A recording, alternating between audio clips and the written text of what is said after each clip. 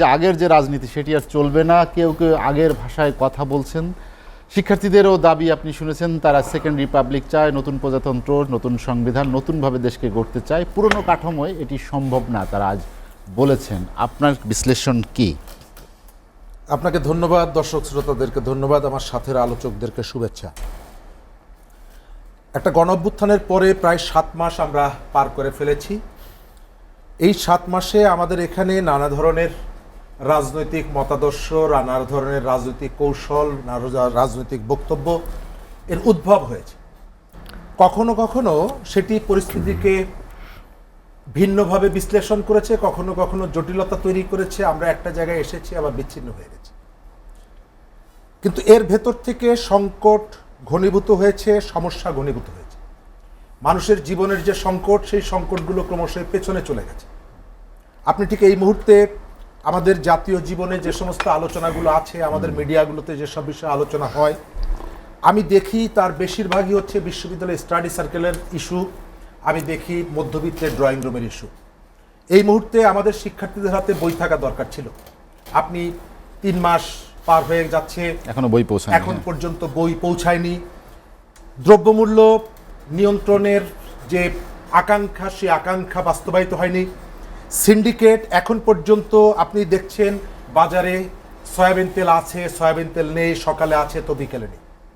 কক্সবাজার সমুদ্র সৈকতের উপর নিজেদের একটি ঠিকানা, ইডেন বে, আ কনসার্ন অফ ভাইয়া হোটেলস। আপনি খেয়াল করছেন যে আইন শৃঙ্খলা পরিস্থিতির এমন জায়গায় চলে গেছে, একটা দেশের স্বরাষ্ট্র উপদেষ্টা রাত 3টার সময় সংবাদ সম্মেলন করেন। আমাদের এখানে এত গভীর রাতে এর আগে একটা ঘটনা ঘটেছিল, আমি একটু আগে একটা টেলিভিশনে বলে আসলাম। আমাদের একজন বিশ্ববিদ্যালয়ের উপাচার্য, তিনি বেগম রোকেয়া বিশ্ববিদ্যালয়ে রাতের বেলায় ক্লাস নিয়েছিলেন, নাজমুল হাসান কলিমুল্লাহ স্যার। দ্বিতীয় ঘটনাটি ঘটল এই রাতের বেলায়, অথচ আমাদের প্রধান উপদেষ্টা বলছেন আইন শৃঙ্খলা আগে যেমন ছিল এখনো আছে। এই জায়গাগুলোর যেমন উন্নয়ন ঘটানো দরকার, একই সাথে আমাদের একটা গণতান্ত্রিক শাসনের দিকে যাওয়া দরকার। আমি কখনোই মনে করি না ওই যে শেখ হাসিনা যে শর্ত দিতেন, গণতন্ত্র চান নাকি উন্নয়ন চান। আমি আজকে যে কথাগুলো বলা হচ্ছে যে সংস্কার চান নাকি নির্বাচন চান নাকি এই ইত্যাদি ইত্যাদি, আমি মনে করি যে সবগুলো আমি চাই। এই রাষ্ট্রের একজন নাগরিক হিসাবে আমার সাথে শেখ হাসিনার বা আওয়ামী লীগের কোনো ব্যক্তিগত বিরোধ ছিল না। আমাদের বিরোধ ছিল আমরা যেভাবে থাকতে চাইতাম, রাষ্ট্র সেভাবে আমাদেরকে রাখেনি। আপনার মনে থাকার কথা, রোজা চলছে, গত বছর ঠিক এই সময় হয়তো আপনার এখানে টকশোতেও আলোচনা হচ্ছিল যে ইফতারের ক্ষেত্রে আমাদের তখনকার শিল্পমন্ত্রী মনে আছে, বরই দিয়ে ইফতার করবেন, সেই আলোচনাগুলো ছিল। আমরা সেখান থেকে মুক্তি চেয়েছিলাম বলে বাংলাদেশে প্রায় কয়েক হাজার মানুষ তাদের আত্মদান, রক্তদান ইত্যাদি ঘটনা ঘটেছে। পরিবর্তনের জায়গাটা আমি দেখছি।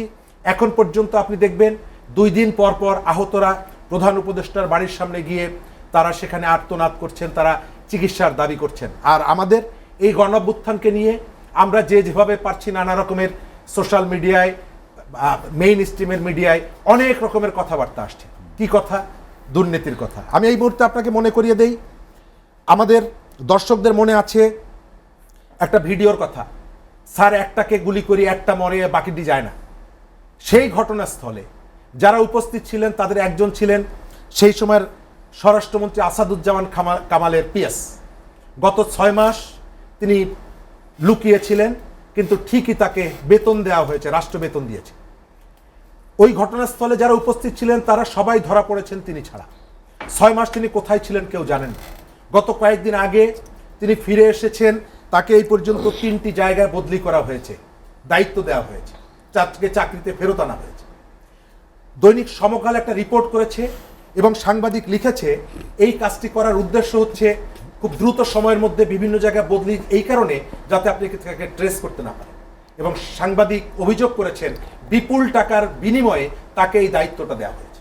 অর্থাৎ সেই যে শাসন, সেই শাসনের রিফ্লেকশন আমি এখানে দেখতে পাচ্ছি। আমাদের এই রকমের একটা পরিস্থিতি হবে এটা আমরা চাই, আমরা পরিবর্তনটা চেয়েছিলাম। একই সাথে জনগণের হাতে ক্ষমতা যাবে, আমরা সেটি চেয়েছিলাম।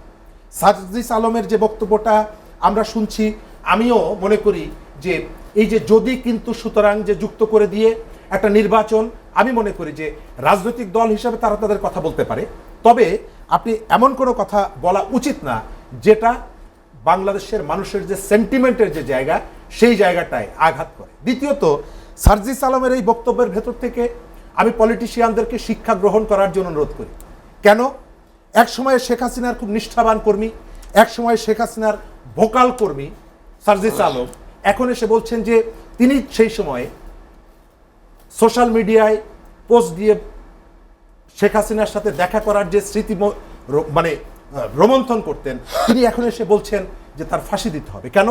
অর্থাৎ আপনি আপনার যে কৃতকর্মের কারণে ওই জায়গাটায় নিয়ে গেছেন যে আপনার একসময় সেই যে নিষ্ঠাবান কর্মীটা আপনার এখন ফাঁসি চায়।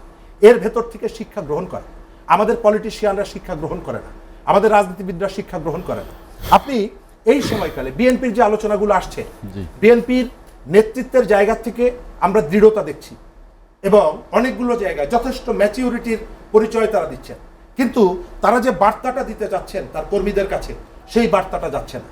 যে কর্মীটি আজকে ওই যে পাবনাতে জামাতের 4 জন নেতাকে পিটিয়েছে, ওই কর্মীরা কি জানেন না যে টিওনো অফিসের মধ্যে কাউকে পেটানো উচিত না? নিশ্চয়ই জানেন। যে কর্মীটি আজকে গাজীপুরে গণঅভ্যুত্থানের 2 জন আহত ছাত্রকে তেড়ে গিয়েছেন মারার জন্য, অথবা অফিসের পিয়ন পরিচয় দিয়ে যিনি একজন ওসি, তিনি কোন দল করতেন এটি চেক করার জন্য গেছেন, তিনি কি জানেন না যে এই কাজটি অন্যায়? এবং তিনি দেখছেন যে এই ঘটনাগুলো যারা ঘটাচ্ছে তাদের বিরুদ্ধে তাদের দল ব্যবস্থা নিচ্ছে, তারপরেও এই ঘটনাগুলো তারা অনবরত ঘটিয়ে যাচ্ছে। এর ভেতর থেকে দল এবং প্রান্ত, কেন্দ্র এবং প্রান্তের মধ্যে যে বিভাজনটা, এই বিভাজনটা বিতর্কের জায়গা তৈরি করছে। ফ্যাসিস্ট কেউ একদিনে হয়ে ওঠে না, ফ্যাসিস্ট পুনর্বাসিত হয় তার নিজের গুণে না, অন্যরা আপনি তখন জায়গা করে দেন।